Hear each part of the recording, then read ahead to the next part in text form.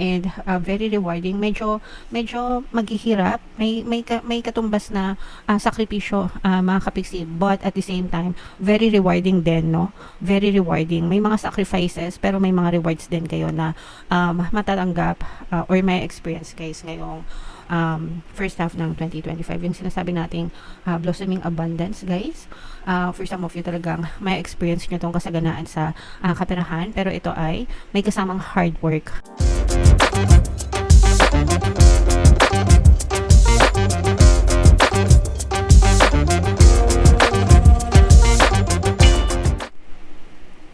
Hello guys, hello Leo. Welcome back to Pinoy Pixie Tarot. Ang pamagat ng episode natin for tonight is first half kapalaran para ngayong January to June 2025 para sa Leo, Sun, Moon, Rising, Sign, and Venus. Unahin muna natin tong deck na to mga kapiksi. Tingnan natin yung mga mensahe sa inyo or yung mga paparating sa inyo guys ngayong first half ng 2025.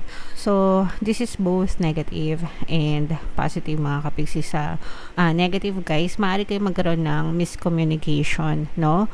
With other people, especially pagdating sa pagpapahiram ng pera or sa mga nanghihiram ng pera, mga kapiksi, with this man holding a coin. So, pwedeng magkaroon kayo ng konting issue.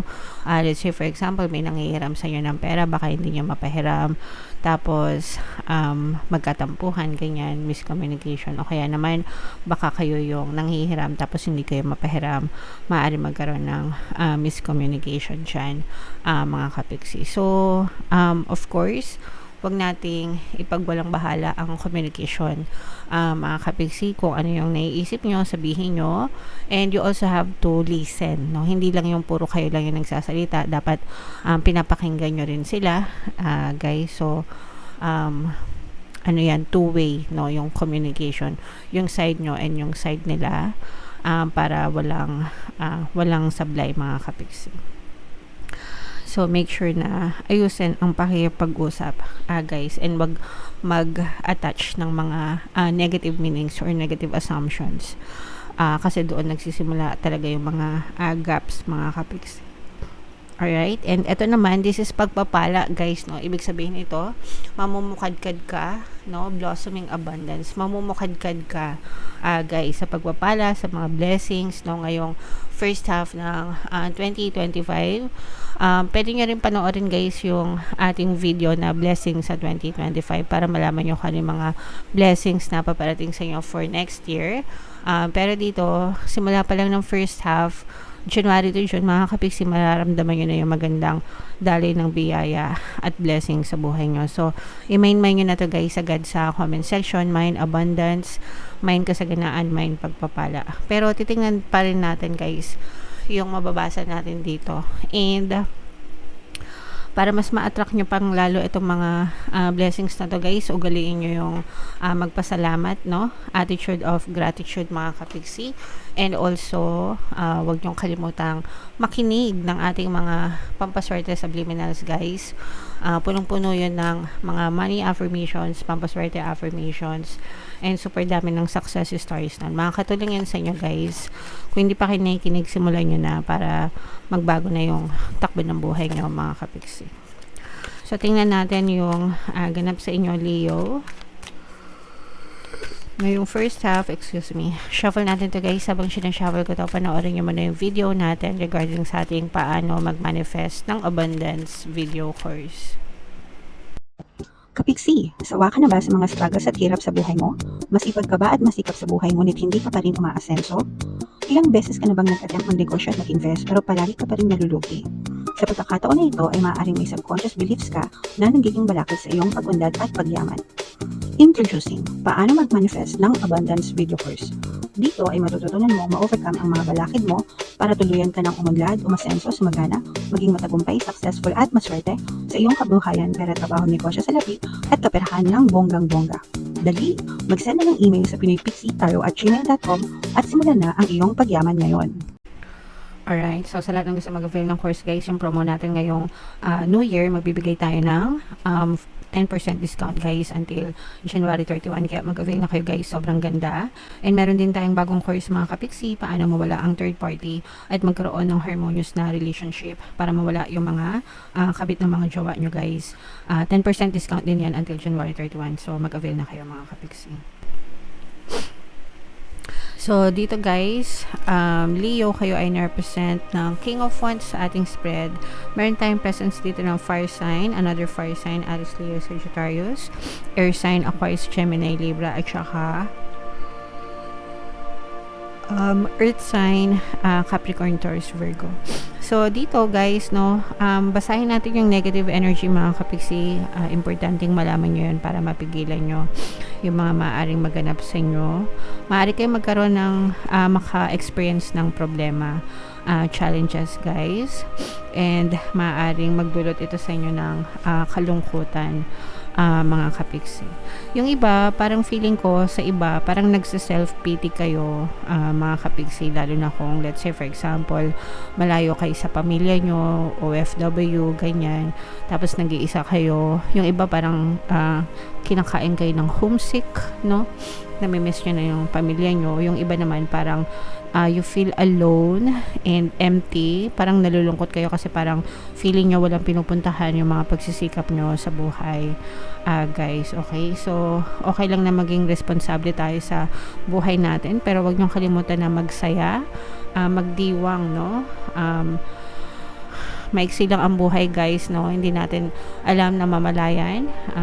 Isang taon na naman yung lumipas and ngayon panibagong taon na naman, 'di ba? Parang kailan lang may pandemic, magulo, pero ngayon mas payapa na. Napakabilis ng buhay guys. So make sure na enjoy natin kahit na may mga problema tayo, 'di ba? Wag tayo masyadong magpakain sa lungkot mga kapiksi, no? Every time na nagkakaproblema kayo, which is normal naman guys na magkaroon ng problema sa buhay. Just tell yourself, this too shall pass. Lilipas din ito, malalampasan ko rin ito, magiging okay din ako. Okay? So yun yung mga sabihin nyo sa sarili nyo guys para hindi kayo masyadong kainin ng kalungkutan.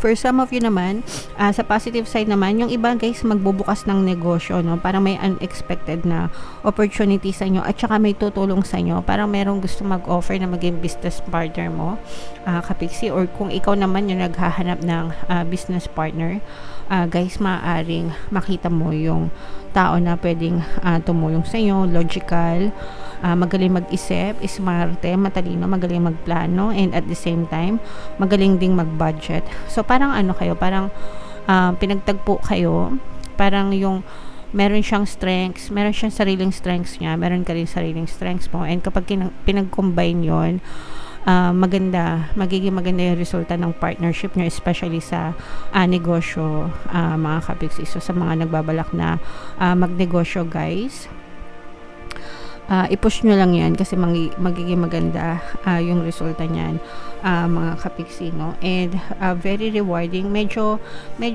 maghihirap, may katumbas na sakripisyo, mga kapiksi, but at the same time very rewarding din, no?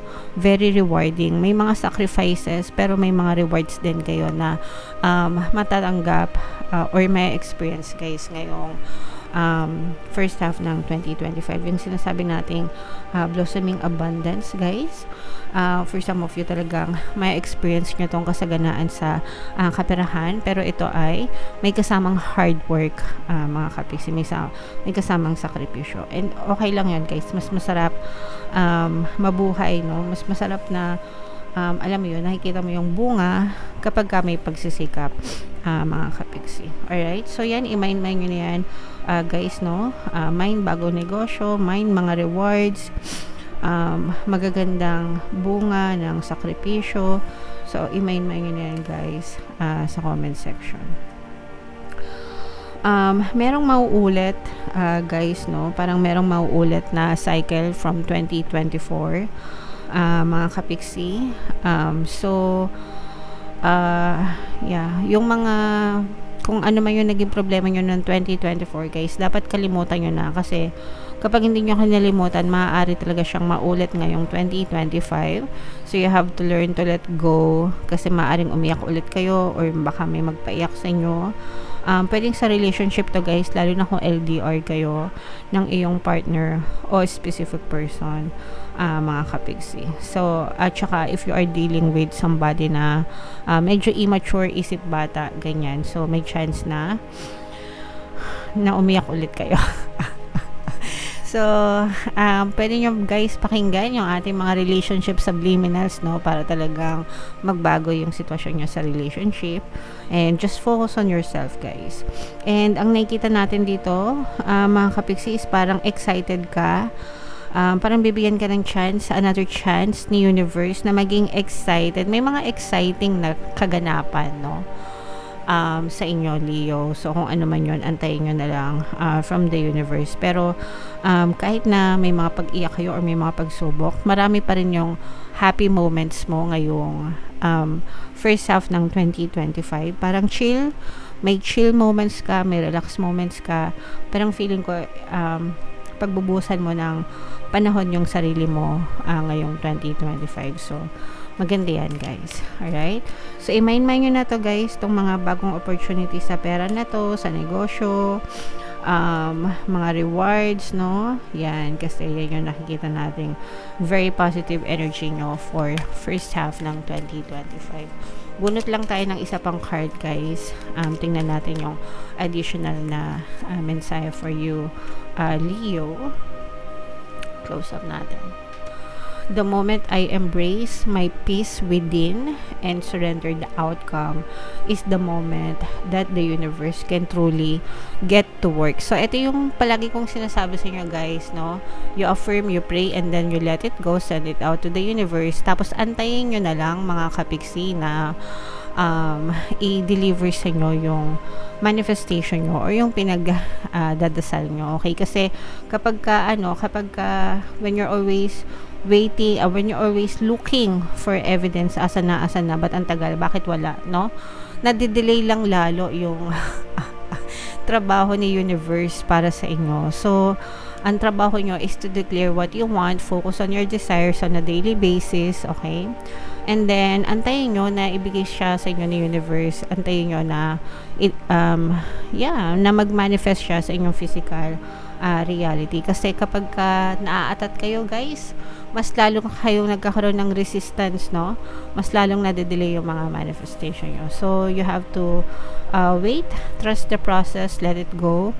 Ang ila-let go nyo, hindi yung desire nyo, kundi yung attachment nyo dun sa desire nyo. Okay? And one day, magigising na lang kayo, dinideliver na siya sa inyo ni universe. Alright? So, comment down below, Leo, if feeling nyo naka-resonate kayo dyan.